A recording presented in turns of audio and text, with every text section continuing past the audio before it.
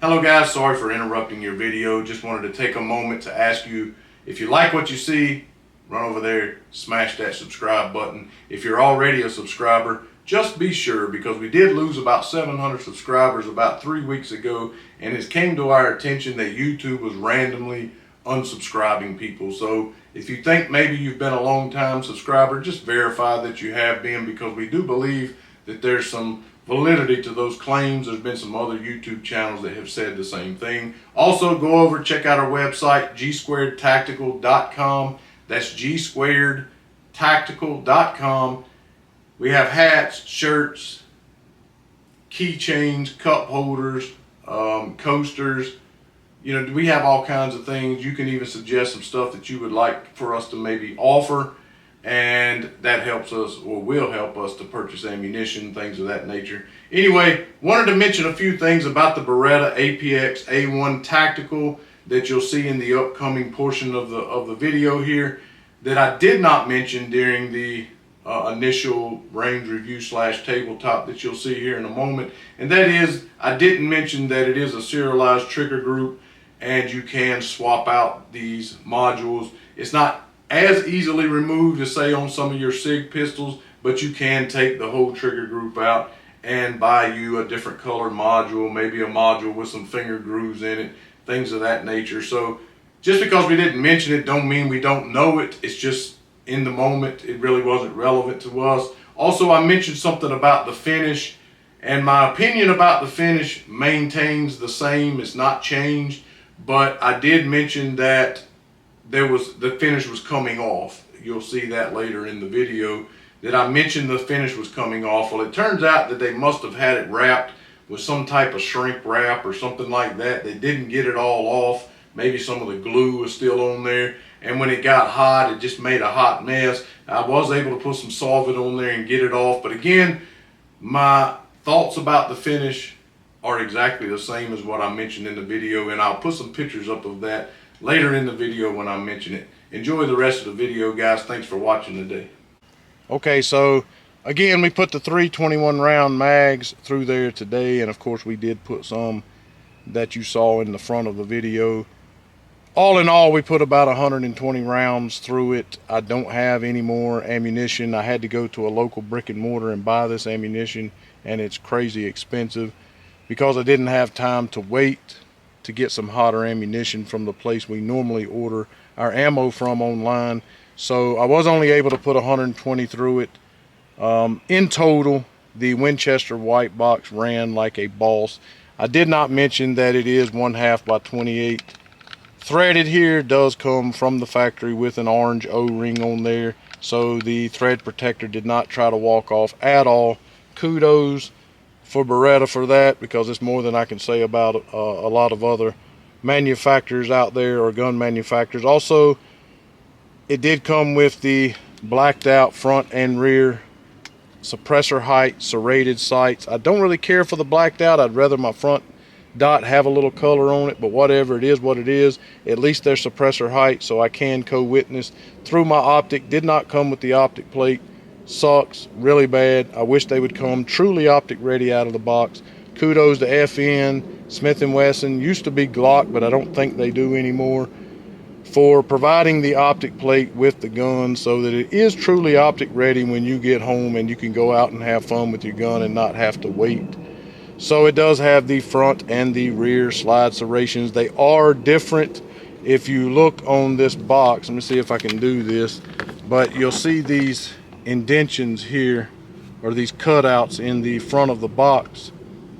That looks like the serrations on the original non-tactical APX, which in my opinion look ridiculous. There's a reason why they went to these more traditional slide serrations, which function and work fine.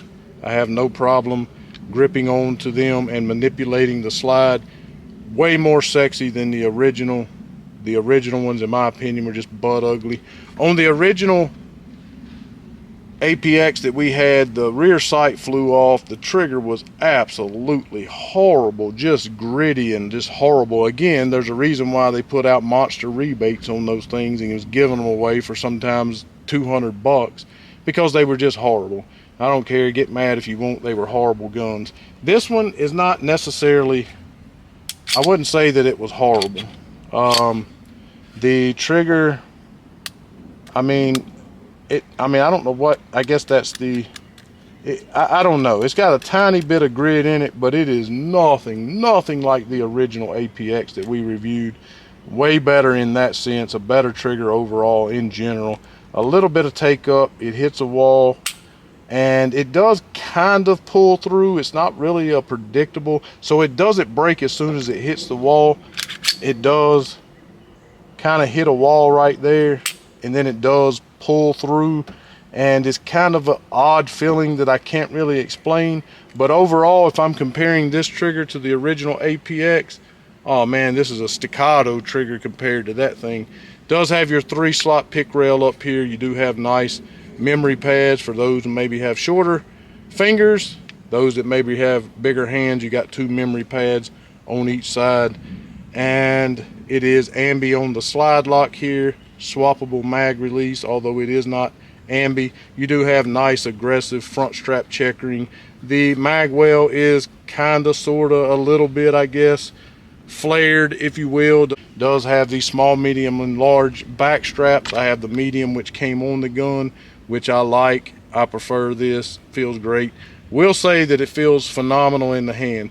That's one of the first things I said, especially with the extended mag on here, to give you, with the bigger hands, a lot better purchase on the gun. Definitely feels phenomenal in the hand. Nicely undercut here. The trigger guard is well done, serrated on the front, has the cut here under it, also the cut through the center. So I really like the trigger guard, really love the feel in the hand, love the swappable back straps here, or palm swells, whatever you call them.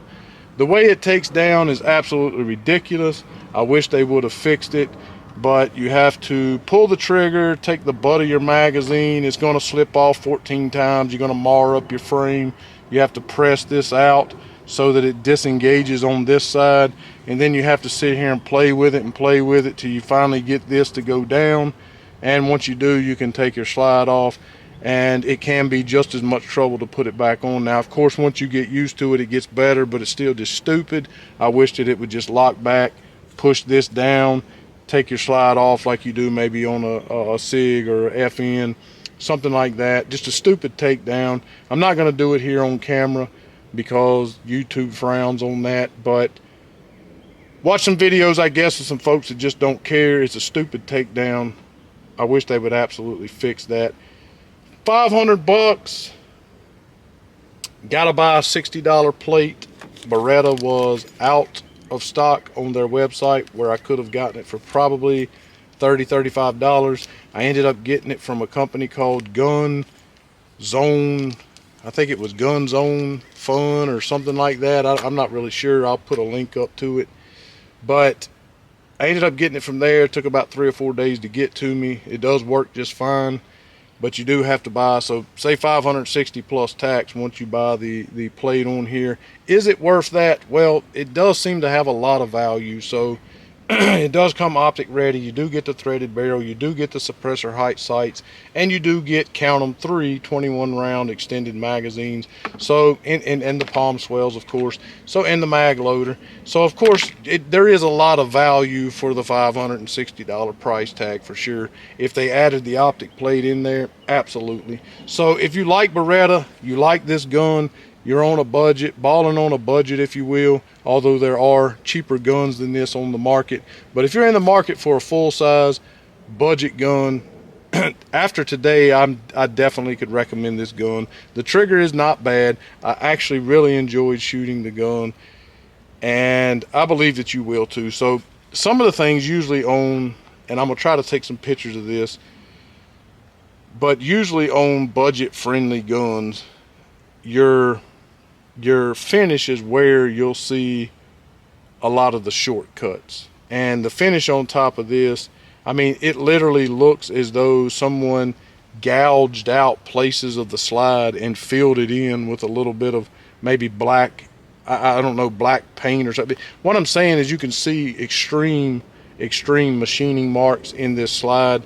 Whatever finish is on here, I don't know if it's a Sierra coat or what it is, but it's absolutely horrible. The finish on this gun is horrible. Everything sticks to it. So the finish on this slide is atrocious.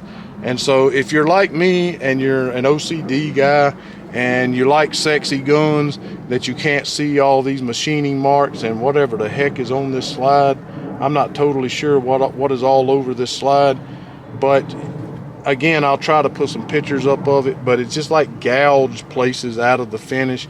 Again, not a deal breaker. I don't think it'll rust. If you don't care about that kind of thing, then whatever. Leave me hate mail for bashing on the finish. But overall, very fun gun to shoot with the optic mounted up here and zeroed. It was definitely very accurate for us to shoot today. My wife wouldn't shoot it. She said she got hurt with one of the other guns she was shooting. I was hoping she would shoot it so I could kind of get her opinion on it, get a second opinion, if you will. Trey likes the gun. Trey actually liked his original APX until the sights flew off, of course, and the trigger got so gritty you thought it was breaking every time you shot it. Either way, if you have any questions, we'll be glad to answer those questions. Just hit us up in the comment section. We always respond to everyone. Make sure you subscribe. Even if you think you are subscribed, make sure you double check, because YouTube has been unsubscribing people. Make sure you check to be sure you're still subscribed. Set your alerts so you know when we put new stuff up. Hit the thumbs up. Go over and check out gsquaredtactical.com. Pick up some of the gear that we have. Hats, cups, holsters. Help us out. Help us buy some ammo, because we ran out of ammo today to put any more through this gun. But we did put overall about 150 rounds through it without a problem, except for on the 40 or 50 rounds or so of the Blazer brass.